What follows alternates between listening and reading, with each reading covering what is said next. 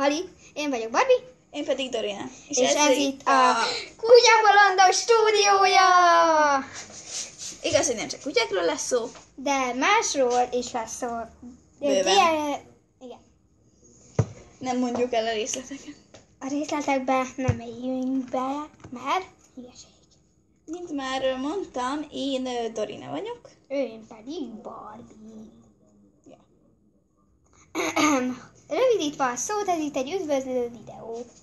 Mivel ez egy új csatorna, Ezért most új szereplők köszöntették a YouTube-ot.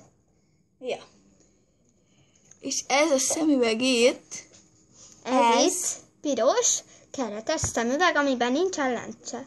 Látjátok? Varázslat. Jó, mindegy, nem ez a lényeg, ez lesz a kabalánk. Igen, a nagy része videókban ez lesz benne. És persze van még egy kabalánk, amit nem most fogunk bemutatni. Majd később. Igen. Titok. Nem tudom, kiről tudnánk beszélni. Ebben a videóban szabadnak érezzük magunkat, mivel sült meleg van, június van, neki pedig 25 nap van a szülinapjáig. 26.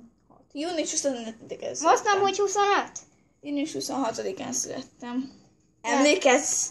Emlékezz! Jó. Lényegre visszatérve, én vagyok a nagy bolond, ő pedig itt a komolyabb, de ugyanolyan bolond, mint én.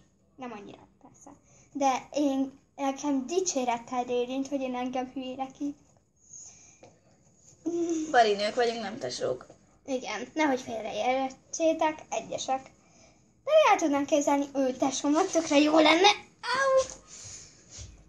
Ha tesók lennénk, ő lenne a nővérem, de ikertesók lennénk. Úgy nagyjából. Nagyjából. Pár hónap különbséggel.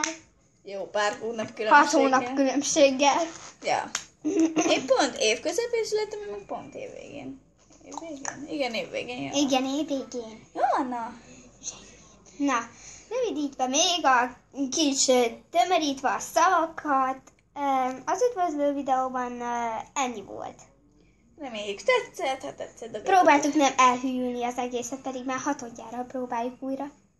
Ha tetszett, dobjatok egy lájkot, írjatok kérdéseket, hogyha szeretnétek kérdezős videót ott A lent. kövi videót jövő hétre várjátok. Jövő hét, melyik napra? Kedre? Szerda? Amint jön. Jó. Mindegy. Nos, ennyi volt ez a videó. Barbie voltam. Én pedig Dorina. Sziasztok! Hi!